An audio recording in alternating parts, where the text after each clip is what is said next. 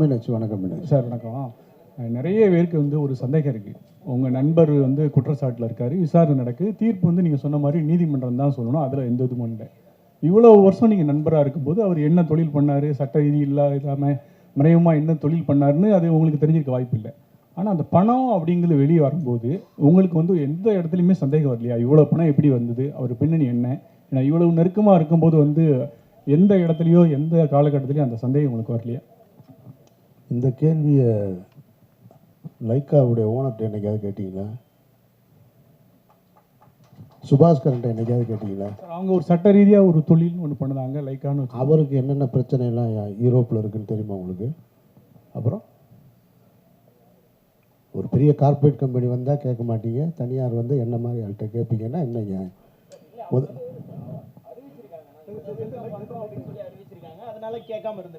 Sir அவரும் அங்கே வந்து அவர் மேலே ஒரு குற்றப்பதிவு இருக்கா இல்லையா? லண்டனில் இருக்கா இல்லையா? இருக்கு. யாராவது கேட்டாங்களா? ரஜினி சார் கேட்டாரா? விஜய் சார் கேட்டாரா? அப்போ என்ன ஏன் கேட்குறீங்க? தம்பி, எல்லாரும் எப்படியாவது யானை எப்படி இருக்குன்னு சொல்லுன்னு ட்ரை பண்ணுறோம், கரெக்டாக? நீங்கள் தடை பார்க்குறது தும்பிக்க, நான் தடை பார்க்குற காலு, அவர் தடை பார்க்குறது வயிறு, எல்லாரும் கண்ணும் கட்டப்பட்டிருக்கு, தெரியாது. இப்போ அவர் சொன்னது போல் அவசரமாக தீர்ப்பு எழுதாதீங்கன்னு ஊடகத்துக்கு சொன்னார்ல, அந்த மாதிரி விசாரணை நீங்கள் நடத்தாதீங்க. நான் வந்து ஒரு நிமிஷம் இருங்க, பதறாங்க, முதல்ல பதறாங்க, இருங்க சார் பதறாங்க சார், ஒரு நிமிஷம் கேளுங்களேன். நீங்கள் வந்து அவசரமாக இப்போ சொன்னீங்க இல்லையா, அவர் சொன்ன போல் தயாரிப்பு படம் அது இருங்க, அந்த தயாரிப்பு பதிலாக சொன்னுமே சொல்லணும். உயிர் தமிழுக்குன்னு ஒரு படம், அந்த படம் முடித்த உடனே உங்களுடைய கேள்வியில் பூரா அதை நோக்கி திரும்புங்கிறதுனால அவராக முன் வந்து அதெல்லாம் சொல்கிறாரு. இப்போ மறுபடியும் ஆதம்பாவா பிரச்சனையுமா இருக்கும், டேய் என் படம் வியாபாரம் ஆகலை கெடுக்கிறாங்கன்னு சொல்லிக்கிட்டு இருக்கேன், அதை எல்லாத்தையும் விட்டுவிட்டு இவங்க என்ன பேசிக்கிட்டு இருக்காங்க பாருன்னு அவர் மைண்ட் செட்டு பூரா இருக்கும். நம்ம ஒரு ப்ரெஸ் மீட்டை நடத்தி வச்சுக்கிட்டு இருக்கோம், இங்கே ஒரு விசாரணை நடத்திக்கிட்டு இருக்காங்கன்னு. நல்லா கேளுங்க, நாளைக்கு இன்னும் அமீர் தொடர்ந்து பார்த்துட்டே இருப்பார், நாளைக்கு தனியாக ஒரு ப்ரெஸ் மீட் வச்சு இதை பூரா நடத்தி பேசிடுவோம். இதை தொடர்ந்து பேசுனீங்க நிமிஷம் அவர் ஒரு சொல்லிவிட்டோம், இதை தொடர்ந்து பேசி முடிவுக்கு வராத பேச்சு, புரியுதா? கிண்ணமும் அறமும் தெரிஞ்சாதான் கிண்ணம் தெரியும், அறமும் தெரிஞ்சால் கிண்ணம் தெரியுமா? ரெண்டு பேரும் மாறி நீங்கள் ஒரு கேள்வி கேட்க பதில் அவர் பதில் கிடையாது, அவர் திருப்பி ஒரு கேள்வி, பதிலுக்கு அவருக்கு ஒரு கேள்வி, இதுவே நடந்துக்கிட்டே இருக்குது கடைசியில். அதனால இப்போ என்ன வழினா, ஆதம் பாவா சொல்கிற மாதிரி, பாவா கரெக்டு தானே? ஆமாம், எப்படியாவது அடுத்த 10ஆம் தேதிக்குள்ளே மிச்ச ஏரியா வியாபாரம் பண்ணணும், இந்த படம் ஒரு காமெடி படமாக எடுத்து வச்சுருக்கோம், அந்த வேலையை பார்த்துருவோன்னு நினச்சிக்கிட்டு இருக்காரு. ஒரே ஒரு தடவை அமீர் சொல்லிட்டோம், அதை வளர்த்துக்கிட்டே இருக்காதிங்க, காரணம் முடிவுக்கு வராதுன்னு நான் சொல்கிறேன். அப்புறம் இல்லை வளர்ப்பீங்க, நான் வளங்க ஒன்றும் இல்லை, 3 மணி நேரம் உட்காந்துருந்தேன், இன்னொரு 3 மணி நேரம் உட்காந்துருக்க மாட்டேனா? நல்லா உட்காந்துருப்போம், எல்லோரும் உட்காந்துருப்போம். கேளுங்க,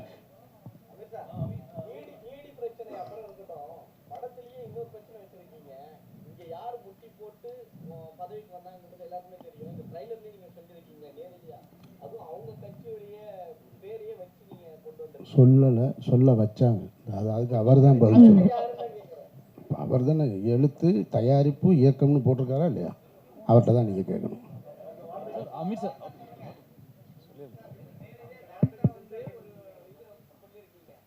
காலில் விழுகாத அரசியல்வாதி யாராக இருந்தால் சொல்லுங்களேன். நீங்கள் பகுத்த என்னைக்குமே விழுகிறாங்க. பகுத்தறிவு பேசுகிற கட்சியாக இருக்கட்டும், சுயமரியாதை கட்சியாக இருக்கட்டும், அங்கேயே தலைவர் காலில் விழுகிறத நீங்கள்லாம் பார்க்கலையா? நீங்கள் அந்த நேரத்தில் அந்த காட்சி எடுக்கும்போது அப்படி ஒரு வசனம் தோணுச்சு, அதை படத்தில் வச்சுருக்கோம். மற்றபடி எந்த விதமான உள்நோக்கமும் இல்லை. சம்மந்தப்பட்ட நீங்கள் யாரை நினைக்கிறீங்களோ அவங்க பார்த்தா கூட சிரிச்சுட்டு போயிடுவாங்க, என் மேலே கோவம் வராது. அமீர் சார் இங்கே பரத் இங்கே வணக்கம் தலைவா, ஒரே ஒரு கேள்வி மட்டும்தான், நான் முடிச்சிடுங்க தம்பி, அமைதியாக இருந்தால் கொஞ்சம் யாராவது ஒருத்தர் ஒருத்தரா கேள்வி கேளுங்க. மைக் கொடுத்திருக்கோம், மைக் உங்க கையில வந்ததுக்கு அப்புறம் கேள்வி கேட்டா நல்லா இருக்கும். தொடர்ச்சியாக படத்துல பல தளங்கள்ல பயணப்பட்டு இருக்க அமீர் சார் கிட்ட தொடர்ச்சியா பல தளங்கள்ல பயணப்பட்டுட்டே இருக்கீங்க. ஆனா ஒரு கலைஞனுக்கு சர்ச்சையின் செல்லப்பிள்ளையா ஏதோ ஒரு பழைய படத்துல இருந்து ஒரு சர்ச்சை வருது, இல்லைன்னா புதுசா இப்போ ஒரு சர்ச்சை, நீங்களே வந்து அது கிளாரிபிகேஷன் தானே வந்து நீங்க பேச வேண்டிய கட்டாயம். இது எந்த அளவுக்கு உங்களுடைய அந்த கலை, அதை நீங்க கான்சென்ட்ரேட் பண்ணக்கூடிய விஷயங்கள்ல பாதிப்பு ஏற்படுத்துது? அது எப்படி உங்களை சமரசம் இல்லாத என்னுடைய வாழ்க்கை தான் எனக்கு இவ்வளோ பெரிய சிக்கலை கொடுக்கறதா நான் நம்புகிறேன். நான் யாரோடையும் சமரசம் செய்ய தயாராக இல்லை, அதனால எனக்கு சிக்கல் இருக்குது, அதை நான் விரும்பி ஏற்றுக்கிறேன், அவ்வளோதானே. இதில் என்ன இருக்குது? நான் பிறருக்கு தொல்லை தரேனா பாருங்கள், என்னால் பிறருக்கு தொல்லைன்னு இது வரைக்கும் ஒரு செய்தி வந்திருக்கா இத்தனை ஆண்டு காலம் அந்த சினிமாவில்? எனக்கு தொல்லை வந்திருக்கு. அதை நான் விரும்பி ஏற்றுக்கிறேன், சந்தோஷமாக ஏற்றுக்கிறேன். இருக்கிற காலகட்டத்தை சந்தோஷமாக கடத்திட்டு போகிறேன், அவ்வளோதான். இல்லையே, வழக்கு இன்னும் குற்றப்பத்திரிக்கை. நன்றி நன்றி நன்றி நன்றி. அண்ணே முடிச்சிடட்டுண்ணே, அண்ணே முடிச்சிடட்டுண்ணே. ஆ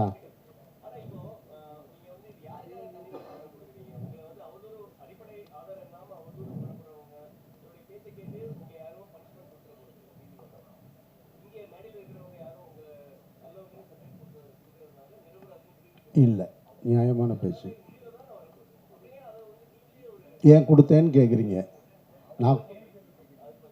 அதாவது நான் தொடர்ச்சியாக எப்பொழுதுமே பத்திரிகையாளர்களை சந்திக்கிறவன். இந்த வழக்கு குறித்து எங்கிட்ட இந்த சர்ச்சை தொடங்கின உடனே எங்கிட்ட தொடர்பு கொண்டு ஒரு பேட்டி வேணும், இது குறித்து கேட்கணும்னு கேட்கும்போது நான் சொன்னேன், இந்த மாதிரி விசாரணை சம்மன் வந்திருக்கும் பொழுது என்னை தொடர்பு கொண்டாங்க. அப்போ நான் சொன்னேன், நான் விசாரணையை முடிச்சுட்டு வந்து ஒரு 3-4 நாளில் சந்திக்கிறேன்னு சொன்னேன். ஆனால் சந்திக்கக்கூடிய ஒரு சூழல் ஏற்படலை. அடுத்து விசாரணைன்னு வந்துக்கிட்டே இருந்தது. கிட்டத்தட்ட 70 நாட்களுக்கு பிறகு இன்றைக்கி தான் முதல் முறையாக பத்திரிகையாளர்களை சந்திக்கிறேன். அதனால நான் அதை சொல்ல வேண்டியது.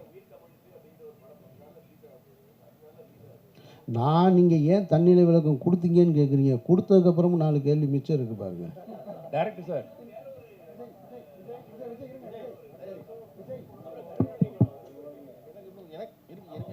நான் சும்மா வாழ்த்த வந்த இடத்துல என்னை மாப்பிள்ளை ஆக்காதீங்க நீங்க. யாரு? Director sir. ஆமா, தேசிய இருக்கு. ஓகே, உங்களுக்கு என்ன படம், என்ன மலர் பிடிக்கும் உங்களுக்கு? இல்லை சார், உங்களுக்கு பிடிச்ச ஒரு மலர். எனக்கு மல்லிகைப்பூ பிடிக்கும் சார்.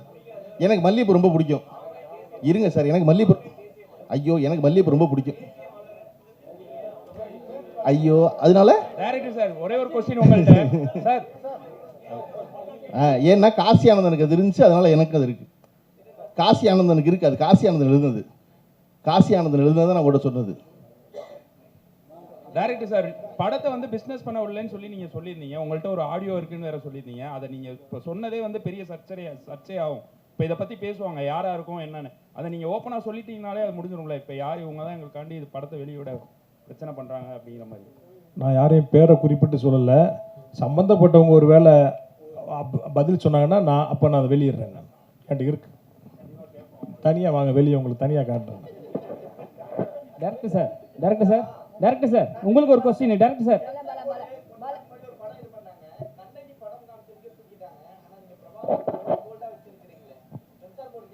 இல்லை கேட்டிருக்காங்களே, ஒரு இடத்துல கட் பண்ணியிருக்காங்களே.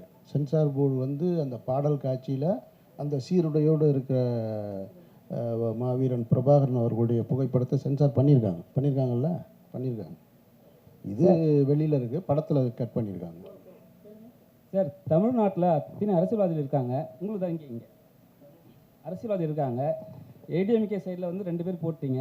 அண்ணா இருக்காரு, பேரறிஞர் காமராஜர் இருக்காங்க, சரிங்களா? காமராஜர்லாம் இருக்காங்க.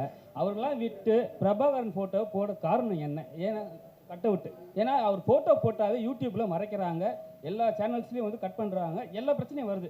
தெரிஞ்சு நீங்கள் போட்டிங்களா? என்ன காரணமாக இருக்கும்?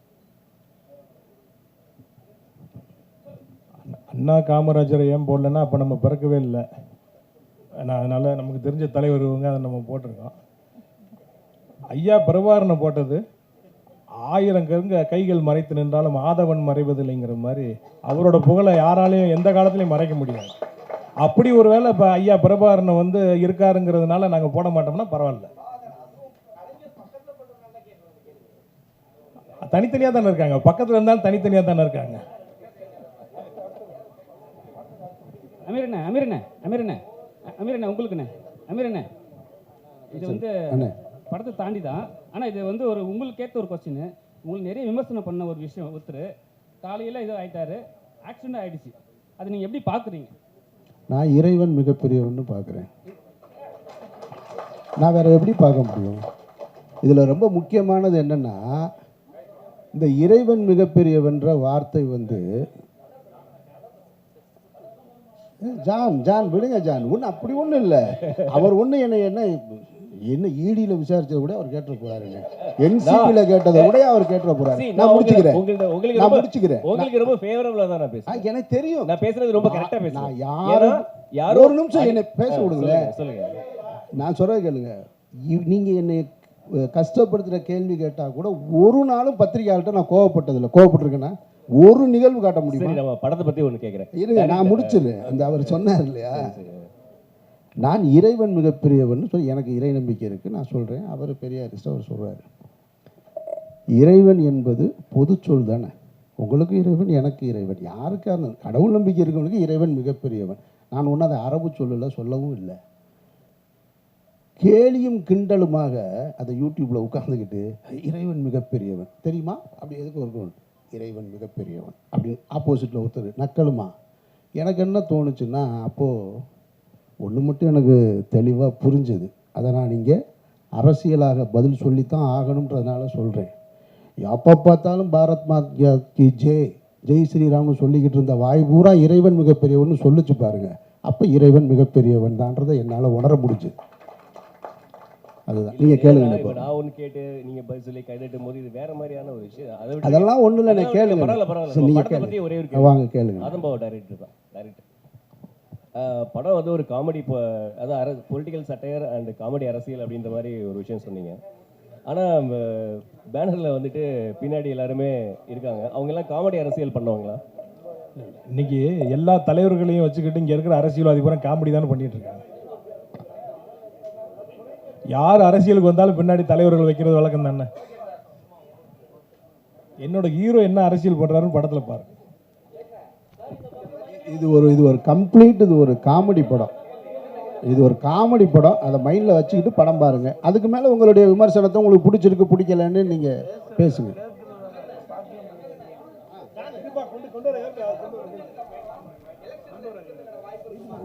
அப்படிலாம் எந்த திட்டமும் இல்லை எனக்கு.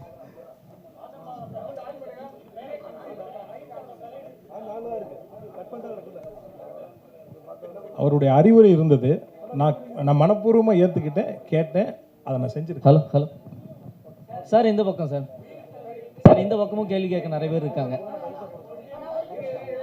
சார். உங்களுடைய இடது பக்கத்துலையும் கேள்வி கேட்க நிறைய படம் பாருங்க சார். மைக் இப்போ தான் கிடச்சிருக்கு. இப்போவே எல்லாம் சொல்லிட்டா. அதாவது உயிர் தமிழுக்குன்ற டைட்டில் என்னை யாராவது அடிக்க வந்து ஐயா காப்பாற்றுங்கன்னு தமிழ் தான் சொல்கிறேன். பசிச்சா அம்மா சோறு போடுன்னு தமிழ் தான் சொல்கிறேன். என்னோட தாய்மொழி அது. எங்கேயோ இருந்து வடநாட்டிலேருந்து வந்து இங்கே நம்ம பிரதமர் வந்து தமிழனா பிறக்கலைன்னு எனக்கு வேதனையாக இருக்குன்றாரு. நம்மளுடைய மொழி, நம்மளுடைய கவிதையும் கற்பனையும் கலையும் நம்ம தாய்மொழியில் தான் அது வரும். அதனால் டைட்டில் பாருங்கள், நாங்கள் தமிழோட விளையாடி இருக்கிறோம், கொஞ்சி இருக்கிறோம், கெஞ்சி இருக்கிறோம். நீங்கள் படம் பாருங்கள், உங்களுக்கு தெரியும், நீங்களும் அதை செய்வீங்க சார். இடியிலிருந்து நம்ம ஜாஃபர் சாதிக்கு நம்ம இப்போ படத்துக்கு வருவோம் சார். இப்போ அந்த படத்தில் வந்து இந்த டேபிள் கடியில்ன்ற வசனம் வந்து யூடியூப்பில் பார்க்கும்போது அது மியூட் பண்ணலை. ஆனால் இப்போ நீங்கள் ட்ரைலர் போட்டு காட்டும் போது அந்த வசனம் வந்து மியூட் பண்ணப்பட்டிருக்கு. ஆனால் காலில் விழாத அரசியல்வாதிகள் இல்லை அப்படிங்கிறீங்க. குறிப்பிட்ட அந்த டேபிளுங்கிற அந்த வசனம் வந்தது, ஏன் மியூட் பண்ணீங்க? சென்சாரில் அது யாரையும் மென்ஷன் பண்ணதுன்னு அவங்க நினைக்கிறாங்க, அதனால் நீக்கிட்டாங்க. சென்சார் போர்டு எதுக்கு இருக்குன்னே தெரில. நீங்கள் பாருங்களேன், வெள்ளை கொக்குகளா எங்கள் காட்டை விட்டு போங்க வெள்ளை கொக்குகளான்னு சுதந்திரத்துக்கு முன்னாடி பாடினாங்க. அன்னைக்கு சென்சார் இருந்துச்சு. இன்றைக்கி நம்ம ஹீரோ பார்த்தீங்கன்னா 40 வெள்ளைக்காரனோட பாட்டு பாடிக்கிட்டு இருக்கான், நின்று டான்ஸ் ஆடிக்கிட்டு இருக்கான். இன்றைக்கி எதுக்கு இந்த சென்சாரு? அவங்களுக்கு ஒரு அஜெண்டா இருக்குது, அவங்க செய்கிறாங்க, அவ்வளோதான். யூடியூப்பில் அது இல்லாதனால அது இருக்குது. நிறைய அரசியல் இருக்குது. அரசியல் படம் அடுத்தடுத்து இந்த படம் வெற்றி அடைஞ்சால் நிறைய ஸ்ட்ராங்கான படமே எடுப்போம். அதில் பாருங்கள். நன்றி. விழாவை சிறப்பித்த சிறப்பு விருந்தினர்களுக்கு மீண்டும் ஒரு முறை நன்றியை தெரிவிச்சுக்கிறோம். பிரஸ் அண்ட் மீடியா உங்க எல்லாருக்கும் ஸ்பெஷல் தேங்க்ஸ். வந்திருந்த